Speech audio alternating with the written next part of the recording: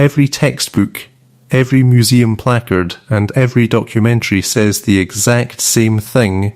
Megalodon went extinct 3.6 million years ago. They might be wrong.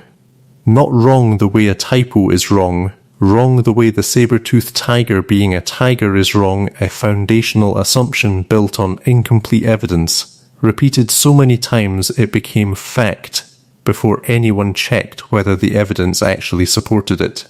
Here is what the evidence actually says, and here is why the scientists who study Megalodon most closely are more careful about the extinction date than the textbooks are. The most recent Megalodon tooth ever dated was not found 3.6 million years ago.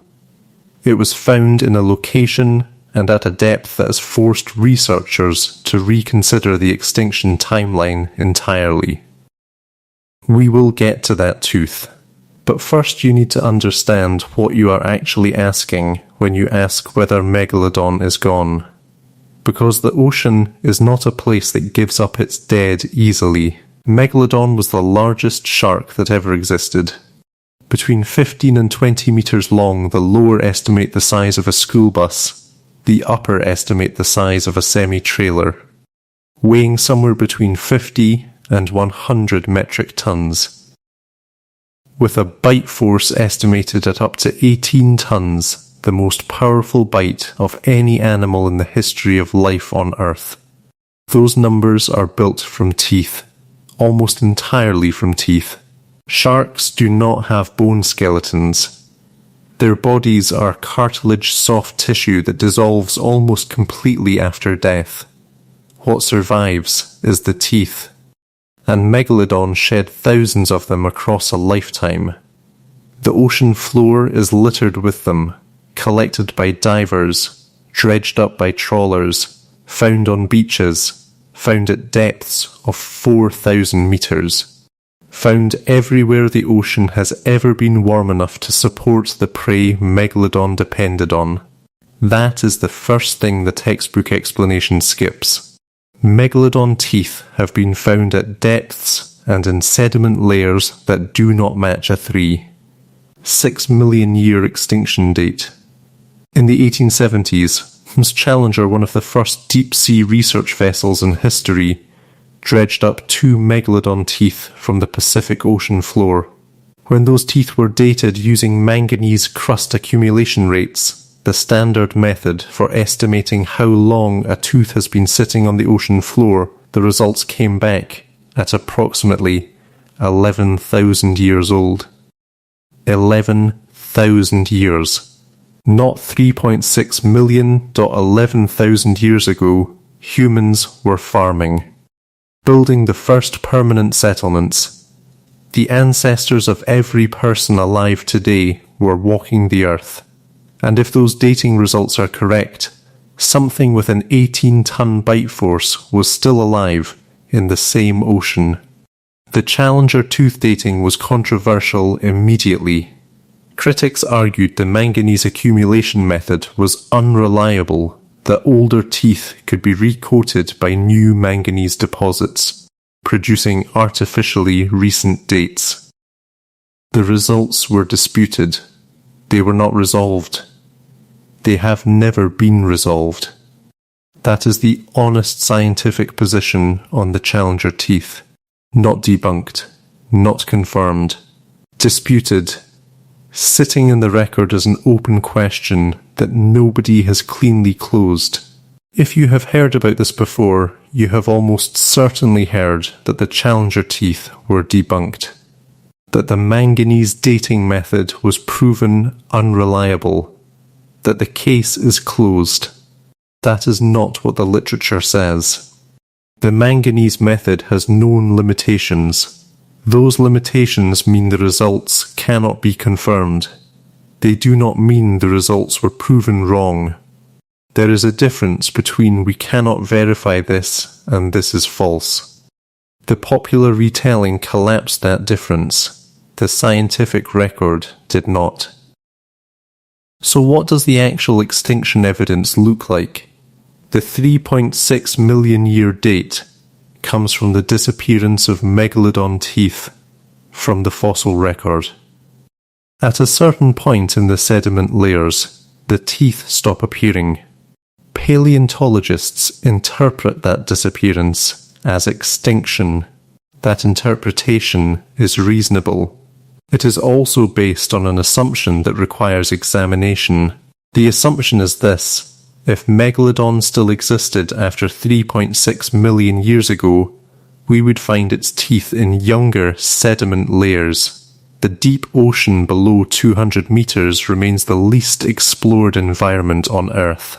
More of the moon's surface has been mapped in detail than the ocean floor. The sediment layers that would contain post 3.6 million year Megalodon teeth are largely unsampled. The absence of teeth in the record is not the same as the absence of the animal. It is the absence of teeth in the specific locations humans have sampled, which is a fraction of the total ocean floor. This is not a conspiracy argument. This is basic sampling logic. You cannot conclude an animal is absent from an environment you have not searched. Modern deep-sea research consistently produces surprises. The coelacanth fish scientists believed had been extinct for 65 million years was found alive in 1938 by a museum curator who noticed it in a fisherman's catch.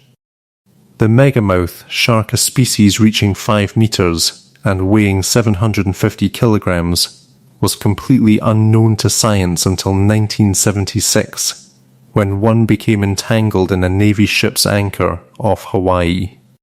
A 750 kilogram shark, unknown until 1976. Every time a marine biologist says with confidence that they would know if something large was living in the deep ocean, they are saying something that the history of ocean discovery does not support. The ocean has proven, repeatedly, that it contains things we did not know were there. The confidence is not earned by the evidence. So here is the actual question. Not is Megalodon alive, which requires evidence nobody has, but is the extinction evidence strong enough to close the question, which is a different question entirely? The evidence for Megalodon's extinction rests on 3 pillars. First, the disappearance from the fossil record at approximately 3.6 million years ago. As discussed, this reflects sampled locations, not total ocean coverage. Second, the cooling of the oceans. The Pliocene cooling reduced the warm, shallow seas that supported the large whale populations Megalodon depended on. The prey base contracted. For an animal of that size requiring enormous caloric input, a contracting prey base is an extinction-level pressure. This is the strongest evidence for extinction. An animal Megalodon's size needs to eat continuously. If the prey disappears, the predator follows. Third, the absence of modern evidence. No confirmed sightings, no confirmed attacks, no physical specimens, no credible video, no biological material. That third pillar is weaker than it sounds. Because the deep ocean, specifically below 1,000 meters, is not a place where surface evidence appears. An animal living at depth, surfacing rarely if at all, feeding on deep prey rather than surface-level whales, would generate almost no evidence detectable from above. No whale carcasses with characteristic bite patterns near the surface. No teeth washing onto beaches at modern rates. No sightings from vessels that rarely venture beyond shipping lanes. A Megalodon adapted to deep water, trading the warm, shallow seas of the Miocene for the cold, abundant prey of the deep ocean, would be functionally invisible to everything we currently use to monitor marine life. This is not an argument that Megalodon is alive. It is an argument that the absence of evidence from surface observation is not the same as evidence of absence, when the environment in question is one we have barely entered. But here is where the biology becomes the real problem, and this is the argument that most Megalodon survival theories skip entirely, because it is the hardest one to answer. Megalodon was almost certainly not a deep water animal. Every piece of evidence from the fossil record places it in warm, shallow coastal waters nursery sites in warm bays, feeding grounds in productive shallow seas. The teeth distribution, the nursery fossil sites, the prey fossil associations, all of it points to a shallow, warm water predator, not a deep ocean specialist. For Megalodon to have survived by transitioning to deep water, it would have had to undergo a fundamental ecological shift, abandoning the environment it was built for, transitioning to cold, deep water that its thermoregulation was not designed for, and switching to prey that its body plan was not optimized to catch. All of this without leaving any trace in the fossil record or the modern biological record. That is not impossible. It is improbable at a level that serious researchers find difficult to overlook. The coelacanth survived because it was always a deep water animal. It did not have to change. Megalodon would have had to become something it had never been. The honest answer, the one the science actually supports, is this. The extinction evidence is strong, but not airtight. The 3.6 million year date reflects the fossil record in sampled locations, not confirmed global absence. The Challenger teeth remain undebunked and unconfirmed. The deep ocean remains largely unsampled, and the biological case against survival, the shallow water specialization problem, is the most serious obstacle any survival hypothesis faces. Megalodon is almost certainly extinct. The prey contraction alone makes survival at any meaningful population level extremely unlikely. An animal that size does not persist in small numbers. It requires an enormous, reliable food source that the modern ocean does not provide at the scale the Miocene ocean did. But almost certainly extinct is not the same as confirmed extinct. And the difference between those two statements, the gap between strong evidence and closed question, is where the real science lives. The ocean is not a place that gives up its secrets on our timeline. It gave up the coelacanth in 1938. The megamouth in 1976.